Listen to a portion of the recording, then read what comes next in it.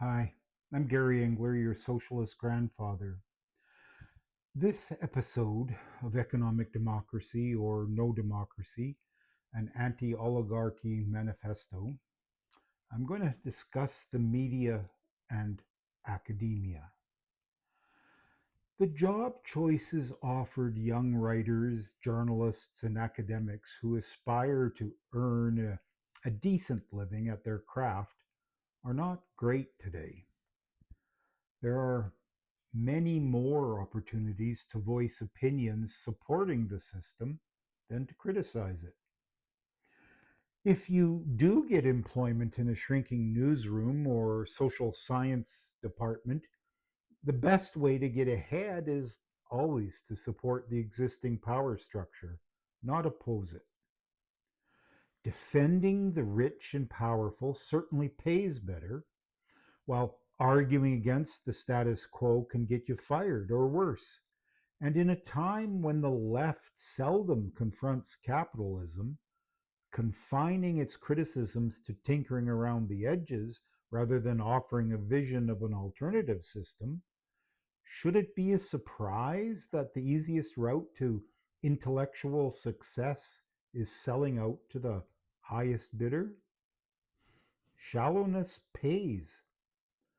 Still, we do have allies in both the media and academia, primarily those who are committed to telling the truth, just like us.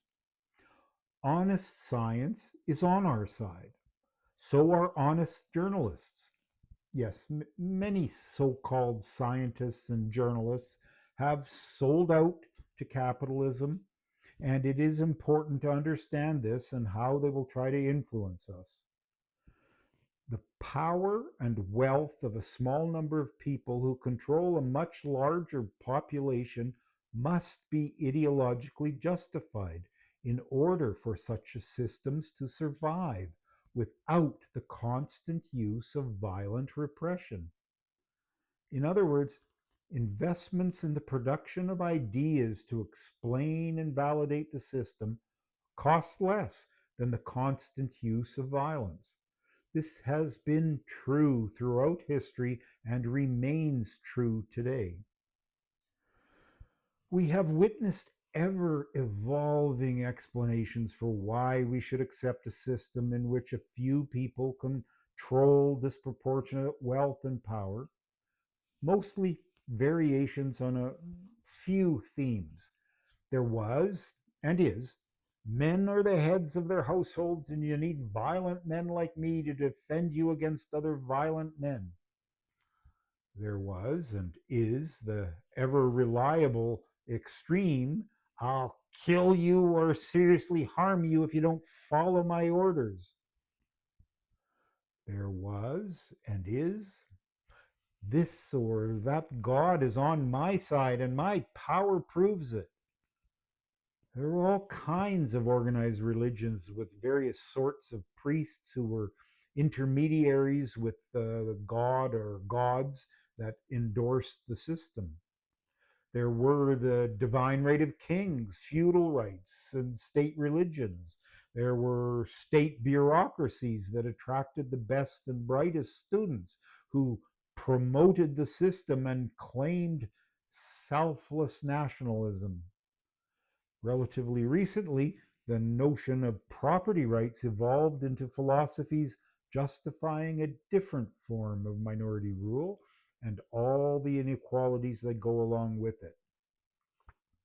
The rich and powerful of most societies today use some combination of all the above to convince us to accept their legitimacy.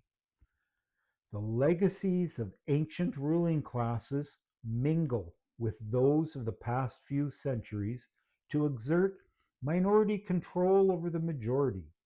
The job of truly creative, democratic, humanist, and environment loving people is to understand what defenders of the system are doing and come up with effective ways to counter their arguments and expose who they really are.